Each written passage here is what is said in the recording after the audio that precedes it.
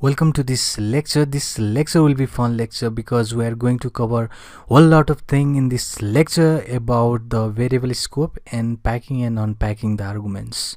So let's start defining some function.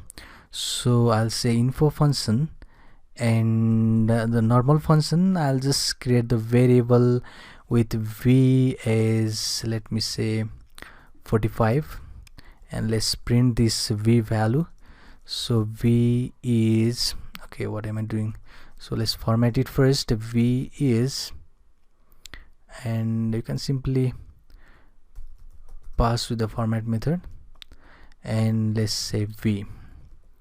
So this is inside the info method. So when you just call info, it is going to give us the straightforward v value. V is 45, but again, if you see that v value would be, okay, v value, I'll just say v is 56. Okay, so v is 56 over here, and now I'm just calling this same right here. So if I save this, then you will see v is 45 and 56. So that means the value or the variable has the local scope inside this function only. So if you see, this v is not visible over here. So if I just remove this v, if I save this, press F5, it is going to give us a error, v is not defined, because this is because of this error. If I just comment this out, then it is not going to give us any error. It is showing that v is 45. Because of this statement where we have to get the value of v, this v was defined inside the function, but this v is not visible outside of this function. So if I want to print any value that is v, or if I want to say y 89, okay, if I want to say again y, it is also not visible, because this y is visible inside this function only. Outside this function, this is not visible, because this has the local scope inside this function, and outside this function this is not visible. But what if I just say v is 45, and I'll just omit out this statement. Now if I save this and just remove this one too, again save this and press F5, then it will show us v is 45 again, because this v which is declared outside of this function has the global scope. That means this is visible inside this function, outside this function, everywhere. But if you create any variable, any data structure that is inside this function, it has the local scope. It won't be visible outside that function. Just remember that. This is the important thing that you need to take care, because a whole lot of error can arise because of this concept that beginner don't understand about this variable scope that is inside the function will be visible inside the function only. Outside that function, it will be invisible, because it has the local scope, not the global scope. Now let's see about the concept, which is packing and unpacking the arguments. First of all, let's see the unpacking the argument. Let me save this, run my console. So first of all, if I say something like print me, okay, it should be print me the numbers. I'll say 3, 4, 5. If I print this, you can see that there's a space, there is unpacking. So print statement has something that is attribute. I have already shown you in the previous lectures that if we say something like print me 3, 4, 5, we have this scp and the end command here. So if I say sep, which is the separation between each of these numbers, would be, instead of just this space, I want to add dollar in between each of these elements that is passed in the print method.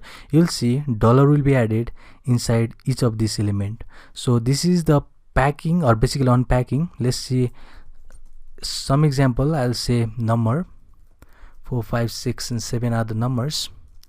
Now let me just print this with unpacking. So unpacking of the argument can be done with the single asterisk, just remember that, and just pass here number, and if I just print this, you can see there is unpacking. If I just print the number, there is no unpacking. This is simply a list, but if you want to unpack, you should pass the asterisk and the variable. Okay, we have to print this first and we have to pass over here, and you could see that there is unpacking of the number, which is not in the case when we just print the list.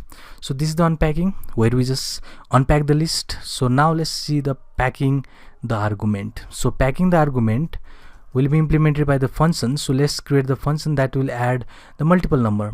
So till now what we have learned is to add the numbers as the form of a parameter. So if I say print a addition of b, this is completely valid. I'll just call 5 6 or 3 5. If I print f5, the f5, this is going to give us a number. If I say 8 9 8 5, this is also going to give us a number. What if I say I want to add 6 7 8 6 7 again 6, I want to add this number. So Control S and press F5. It is not going to give us any result because I have already shown you before that it takes 2 positional argument but 8 were given. Here this argument was 8 were given, but this 8 will be gone to the A, this 5 will go to the B, but we don't have any further parameter which can hold this bunch of numbers. So if you want to do, you can do something like C, you can do D, you can do E, F and G and something like that, but it is not a practical way. So let's pack this argument so as to define the new function. I'll say add, and now if you want to pass multiple argument, you simply put here a asterisk and let's call this args. You can call any number or any variable name, but I'll simply say args. So now what you need to do is simply call the total because we want to add these numbers. So for I in args, so args here is a tuple, so in the tuple we can just loop. So I'll just say total and add with the I, and at the last return that total for me, and now you can add multiple numbers. So I'll say so all bunch of these numbers. So let's save this, press F5. It is not going to give us any result because we haven't print over here. So let's print this, save this first, press F5. It is going to give us a result straight away because we are just finished with packing our argument. So all of these numbers here will be converted as a tuple. So in this tuple we can loop. Every time it will take a number. So I will be 3 at first. It will add with the total, which is 0 plus 3, which will be 3. Now the total is 3. So in the next loop it will be 4 plus 3. It will just add continually all of these and it will just return the total, which is just printed over here. So this is the concept of packing the argument and looping through it and doing the operation inside this loop. So this is the important way to pack the arguments, and we'll learn the bunch of a concept in the upcoming lectures about the Python. See you in the next one.